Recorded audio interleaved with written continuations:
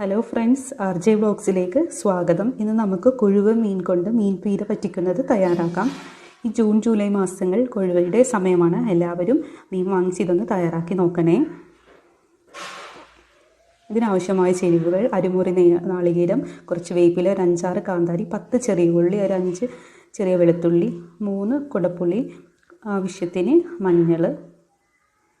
ഇതിലേക്ക് ഉപ്പും വെളിച്ചെണ്ണയും ചേർക്കുന്നുണ്ട്. അത് ഞാൻ അതിൻ്റെ അളവ് വഴിയെ പറഞ്ഞു തരാം. നമുക്കിത് മിക്സിയുടെ ജാറിലേക്ക് നമ്മുടെ നാളികേരം ചേർക്കാം. വെറുതെ ഒന്ന് ചതച്ചെടുത്താൽ മതി കേട്ടോ, അരഞ്ഞു പോകരുതേ. നമ്മുടെ എടുത്ത് വെച്ചേക്കുന്ന വെളുത്തുള്ളി ചേർക്കാം, ചെറിയ ഉള്ളി ചേർക്കാം, ഇഞ്ചി ചെറുതായിട്ട് അരിഞ്ഞത് ചേർക്കാം. അല്ലെങ്കിൽ ഇഞ്ചി ക്രഷ് ചെയ്യുമ്പോൾ അങ്ങനെ തന്നെ കിടക്കും, അതുകൊണ്ടാണ് അരിഞ്ഞ് ചേർക്കുന്നത്. പിന്നെ എടുത്ത് വെച്ചേക്കുന്ന കാന്താരി ചേർക്കാം. ഞാൻ ഇതിലേക്ക് ഒരു 2-3 പച്ചമുളകും കൂടി ചേർക്കുന്നുണ്ട്, അത് ഞാൻ കാണിച്ചില്ലായിരുന്നു. പിന്നെ കുറച്ച് കറിവേപ്പിലയും 1/4 ടീസ്പൂൺ മഞ്ഞൾപ്പൊടിയും പിന്നെ ആവശ്യത്തിന് കല്ലുപ്പും ചേർത്ത് നമുക്കൊന്ന് മിക്സിയിൽ നന്നായിട്ടൊന്ന് ക്രഷ് ചെയ്യാം.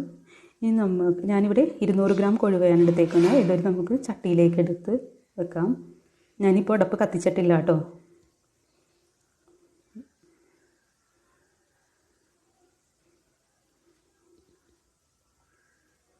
ഇനി ഇതിലേക്ക് നമ്മൾ ചതച്ച് വെച്ചേക്കുന്ന തേങ്ങ ചേർക്കാം.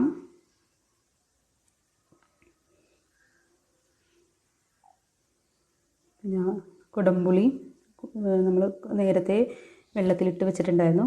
കുടംപുളി വെള്ളവും ഞാനിപ്പോൾ ചേർത്ത് നന്നായിട്ടൊന്ന് മിക്സ് ചെയ്യാം. കൈകൊണ്ട് തന്നെ മിക്സ് ചെയ്യാൻ ശ്രദ്ധിക്കണേ.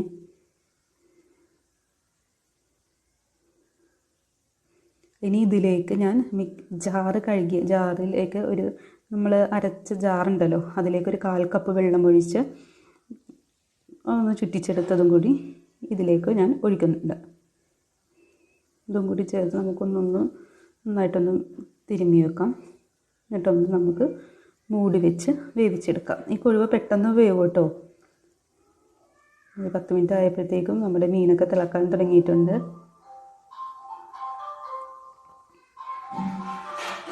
കുറച്ചും കൂടി വേവാനുണ്ട്.